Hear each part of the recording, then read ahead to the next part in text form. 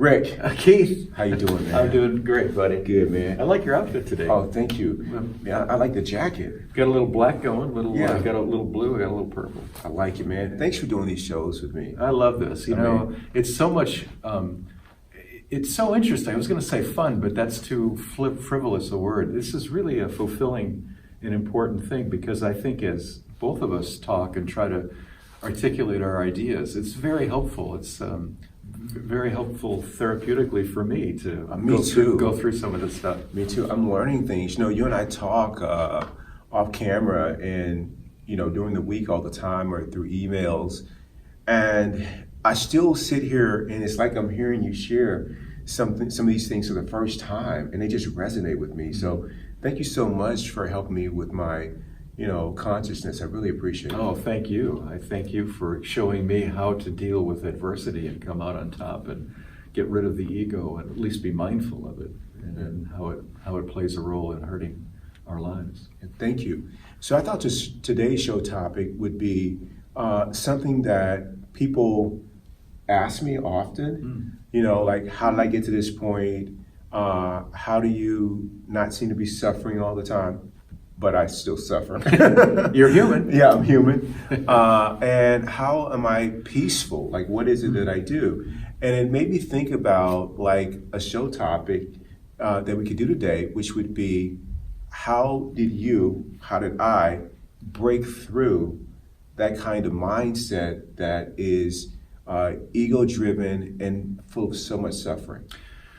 Well, I would say that you never stop dealing with it. That's number one. I think you're always in a situation where your ego is going to be doing stuff that is probably not in your interest, and you continue to have that practice to be mindful of it and to get through it. That's number one. But number two, in terms of the actual problem-solving technique, I think it's pretty easy, actually. It's hard. It's an easy formula. It's hard to do, and here's the formula.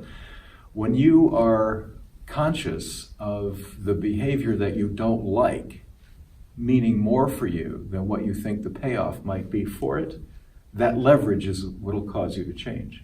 If you're tired of looking in the mirror and seeing what comes back at you, that's leverage. If you're tired of people not wanting to be around you because you're always nitpicking and judging others, that's leverage. If you're tired of a situation where you're not making money and you keep making the same choices over and over and over and you're sad about your poverty, that's an opportunity to leverage yourself and change. Yeah, I totally agree. I mean, once you get to the point, and this is a different point for everyone, I think in some of the addiction therapies, they talk about it as when you hit bottom. Yeah. And for me, that's always meant when I've had enough suffering. And in this case, that's certainly been the case for me, which has happened at different stages regarding certain things. So when I hit bottom regarding money and finances and making better choices as it relates to being financially stable, I've had enough, at that point, with caring about how people look, what I drive. I stopped being a slave to that because it was causing me so much suffering. If finances didn't work out at the moment, or if I couldn't do something. So that was a bottom for me. 4 years ago, it happened with a relationship when I had enough suffering that I was absolutely done with engaging in certain kinds of behavior. It was over for me because what it was costing me at that point had become too great. Now, I'm sure there was another bottom that I could have dropped to. There's always a lower level. There's always a lower level. Always a basement below the basement. But you know what? I went ahead and put the brakes on that one. I was like, I don't have to see what's below this.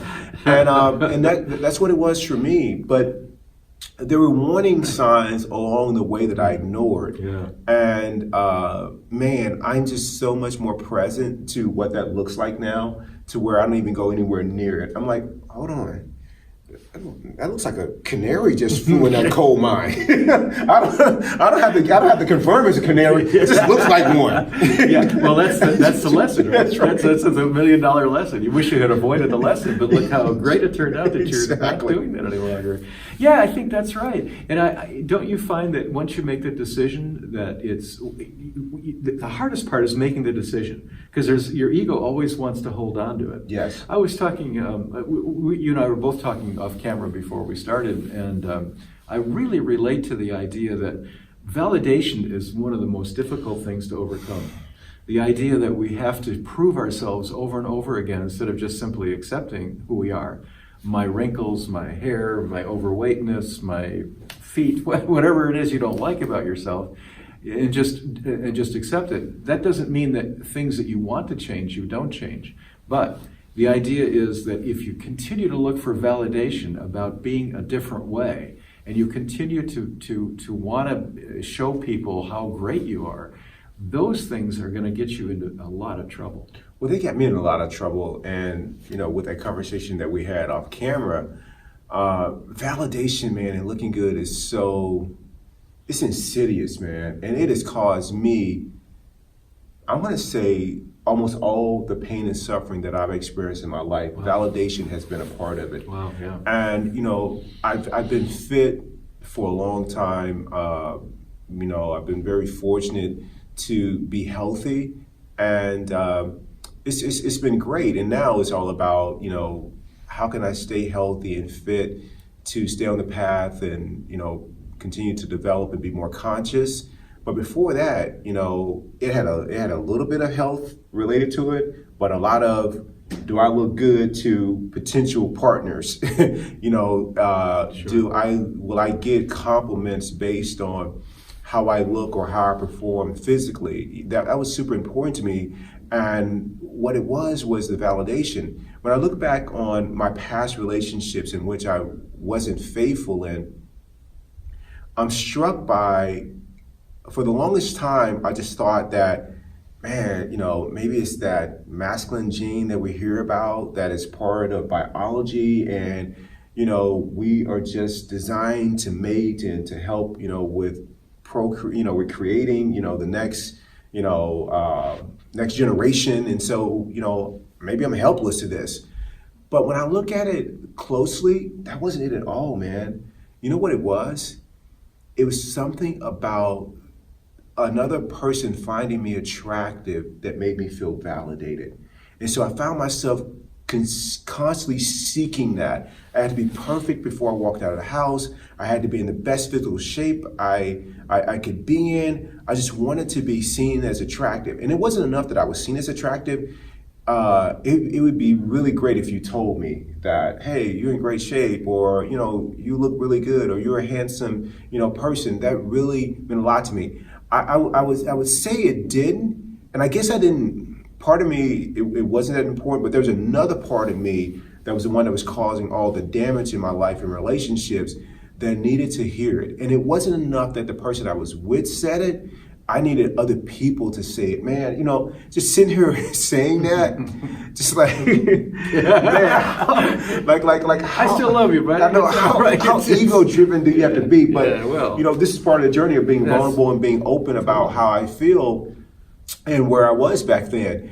And many years ago, I was able to recognize this, and it was interesting. I was driving home, and I was on the phone talking to my friend Tim, and I told him that somehow this came to me that was really what was behind me not being faithful in relationships. It was that need to be validated.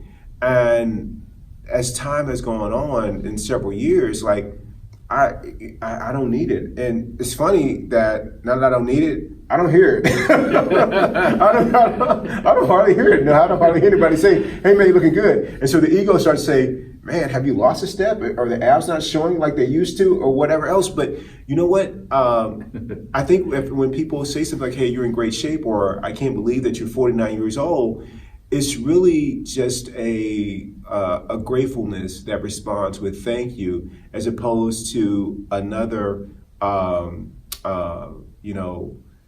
morsel for the ego to kind of, gorge itself on. Like, that's not there anymore. Like, the ego is getting nothing out of it anymore.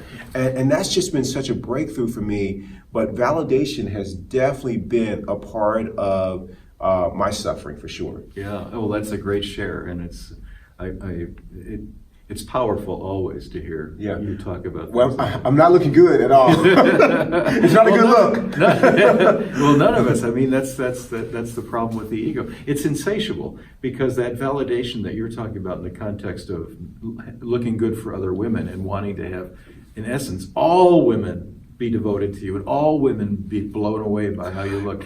It's insatiable, and it's an impossible. Wow. It's an impossible thing to get. Even if you were able to do it, it would be impossible for you to have a love affair with every beautiful woman on the planet. But that's what your ego told you needed in order to feel good about yourself.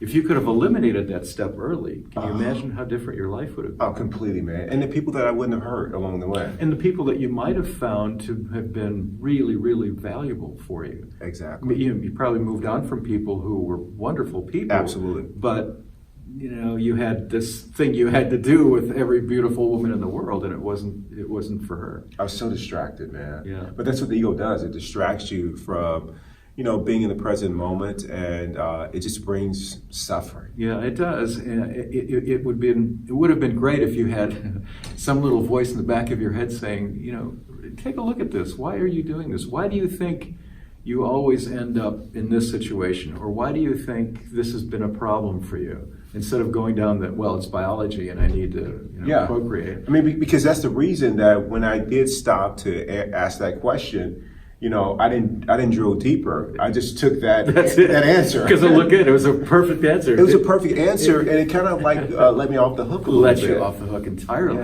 Yeah. I mean, so that was my thing. For other people, it could be, the pursuit of money. It could be the pursuit of material things, a bigger house, so you look good to your friends. It could be some people find their identity or their validation in the intellect. I'm going to get, all these degrees, and with these degrees, I'm going to be the smartest person in the room. Or nobody can question me yet. Exactly. Yeah, I've got the degree, I have the credential, you don't, so therefore I'm superior to you. Right. That's the typical That's the ego validation play. for you. Yeah, typical ego play. What about you? Did you have one? All of those. I have all of those. I have all of I don't feel so bad now. Womanizing, intellectual superiority. What's the other one? I don't know. I think we all have elements of all of that stuff. We all are looking for some sort of validation, or at least of trying to avoid looking bad. And I realize also that what happens is that you develop this habit you're not even conscious of, right? Where you're continuing to do this behavior and it's not paying off for you. I mean, for example, let's take what you were just talking about. Let's talk about just womanizing. Keep it going. Keep it going. Well, I'm talking about me and all men in general, I think, to a certain degree. If you have that overzealous need to continue to validate with every other female that's attractive to you, the loss that you have for the one female who might be a great soulmate or a great possibility for you, that loss is what should give you leverage or it should make you want to change to not do that any longer. But it doesn't until you recognize that what you're doing is something that's impossible, that only satisfies your ego. The idea that you're this perfect alpha male. Right, exactly. But it's being able to recognize that is what's causing all of this unrest and all this upheaval and suffering in your life.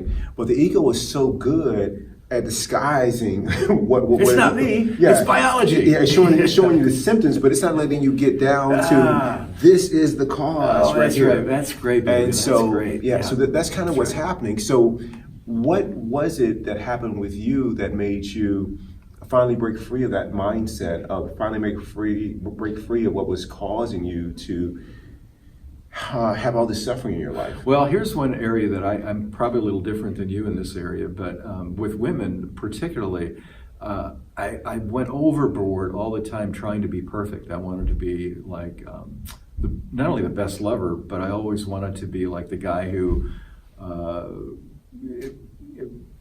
did things that other men didn't do. I wanted to distinguish myself from other men that she might have had. So I wanted to be ultra sensitive. I wanted to be there all the time. I wanted to call her at the, when she wanted to be called. If she was a little short for money, I wanted to fill in with a check. So that behavior to me of trying to be the perfect man for the woman, and then I realized, they still have to like me, and is that really me? I mean, right. And it probably wasn't. Right. So I think what happened was I just kept realizing that there was this ego need to want to be accepted by other women and thought of as superior to prior lovers. That's part of it. And then also this idea that I was incomplete and I needed a woman as a soulmate, until I realized that really wasn't something that was giving me pleasure, and it was sort of it was the wrong reason to go the direction that I was going. I don't think that we have to. Your mission in life doesn't have to be finding a soulmate, and right. Your mission in life doesn't have to be preach. Doesn't have to be making somebody else's life perfect. For me, I was neglecting a lot of self-improvement and a lot of ego-related behavior. I was blind to it because I kept pursuing this stuff. Wow. Well, that's an embarrassment for me. This is like the embarrassment tape. But when I hear you share it doesn't sound that way. It sounds like, wow, man, to come to that realization and to become that conscious is just, it's beautiful, man. It's powerful and it's inspiring. Well, thank you, Keith. Thank you. I'm not sure I have it worked out correctly, but I do believe that there's a big problem when you start putting the need to look good for other people, or to be different, or to be superior. That should be a tip-off. That's a red flag for me. Am I doing this because I love it and I want to, or I love her and I want to, or am I doing this because I want to be thought of in a certain way that conforms with my fantasy about my own perfection? I'm perfect. How come you're not recognizing it? And could you please hurry up? Yeah, no doubt. For me, to break free of it, it just, I said it earlier in the show, is that I just hit another bottom, and I knew there were, possibly several other bottoms below, but I had enough. Like that was enough. That was enough for me, and so that was it for me. Well, that's good though. I mean, think of how much suffering you saved yourself. But what the ego says is, well, why didn't you get this earlier? No. because now my superiority is not with looking good or trying to be attractive to women. My ego becomes, well, you should have been enlightened sooner. So now I create it doesn't stop. I create validation by being the enlightened one. When you're 45 years old and now you finally gotten enlightened in this area. You should have gotten enlightened in this area when you were 25. So it just doesn't stop. It wants to be validated there. I gotta out-zen you. I gotta be more enlightened. Stop, man. and it's different for other people. That's true. It's like, let me be a bigger victim to you. Like, hey, you know what? I just got out of the hospital. You know what? You just got out of the hospital. I was in the hospital 3 times last week. Then it's I got this and I got that, and it's another way for the ego to kind of continue to dominate the whole space. And for me, I began to really get serious about breaking free of it, 4 or 5 years ago. And I knew the only way because it never stops, as you mentioned, the only way to consistently be free of it meant that I've got to be on that job, on the bump, every single day. I can't miss a day. It's the practice. It's the practice, and it's every day. And once I embraced that as this is what I'm going to do every day, it became enjoyable. One of the things I think the viewers have seen with you during the course of these, 70 podcasts that we've done, is this absolute commitment to vulnerability and transparency. And I think that both vulnerability and transparency are the real safeguards against the ego. If you have to live your life in a transparent way and say, I really want people to love me because I'm intellectually superior, and you admit that, that's half the way to realizing how screwed up that is. Yeah. So that transparency, that self-identified transparency really helps. And then by telling other people, it's like, I think, part of what happens in the addiction counseling. Once you acknowledge that you have this weakness in your ego that makes you do certain things, you're on guard about it, my mom told me something a few years ago, and it's really stuck with me. And she said to me, it was it was both a compliment and it was also strong advice, both of which were going to, the latter of which was definitely meant to help me avoid suffering and causing other people to suffer. And what she said to me, she said, Keith, you have a lot of talents, a lot of gifts. Your capacity to care about others is like huge, like how much you care about people. And she said, you know, when the area that you need the most work on is in relationships with a significant other. And so whenever you get into a new relationship, it's really important for you early on to share about your past so they can see you clearly. And I was like, she said, because it's going to become really easy because of your capacity to be present and to listen and to really care about people. It's going to look like you got it all together. And in a lot of ways, you're doing a really good job. But there's this one area that has brought you a lot of suffering in your life. It's caused a lot of other people to suffer. It's really important that you share that so that they don't become disillusioned with you. And they can see that by you sharing that's a demonstration of your commitment to work on it. And I was like, when she told me that years ago, I was like, I'm not doing that. But looking back, you know, as much of your parents, you know, advice, early on, you're like, oh, that's not worth the breath that it takes to speak that. Didn't work on me. Yeah, but then, as my friend Michael says, as you get older, that advice is like gold. I should have bought stock in that. And that's exactly right, because I share that, and because it's so raw and it's so true about me, it's impossible for me to have an ego about that. Like, I can't feel superior for having caused, you know, that kind of hurt and pain in, you know, past relationships. The ego doesn't plant a flag on that and you know, get carried off the field for doing that, indulging that kind of behavior. That's right. Instead, it's something that, I know regret is a useless emotion, it's something that I'm reminded of on a regular basis in my friendships, in my relationships, to be authentic, because I don't want to suffer like that, and I don't want to cause other people to suffer. So early on in my relationships and friendships, I share that part of myself so I can be seen clearly. And that's the transparency part that you talked about, that has really been key with keeping me on the path in this area. I think transparency is also a key of attraction. I do believe that we're attracted to other people who are transparent. We have a hard time doing it ourselves. We're happy to see other people who have big character flaws admit them. It saves us the trouble for pointing them out. There's that. But when you're transparent, you have to start with yourself. And in most of the time, it's not just, oh, Keith has this problem with X. It's like, Rick, you have a problem with X, Y, Z, B, C, D, and F.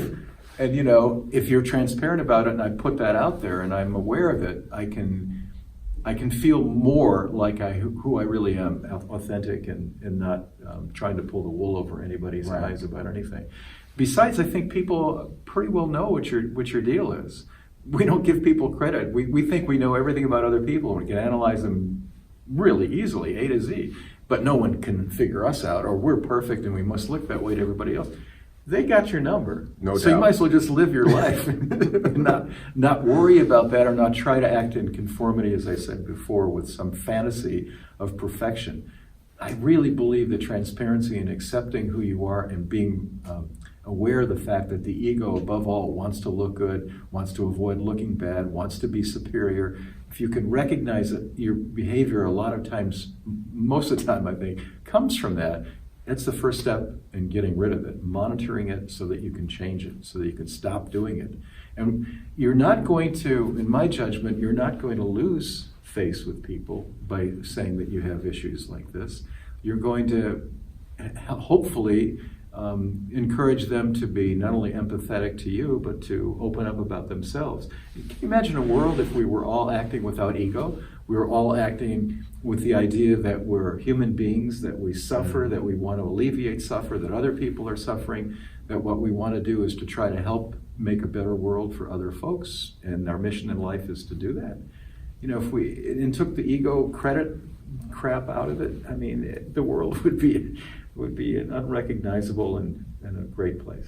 Oh, I totally agree. And well, I'm committed to working on me. Well, I'm a little reluctant on me. I can see how I can help you. Thank you, buddy. I appreciate it for being there for me. But Rick, thank you for sharing about how you've worked on breaking away from that mindset that causes so much suffering to you and others. And I hope what we shared today was useful. Thank you, Keith, for always being transparency and talking about the most difficult things that it is for a human to talk about freely, easily, and giving that as a gift to our audience and to me. Thank you, buddy. I love you. I love you.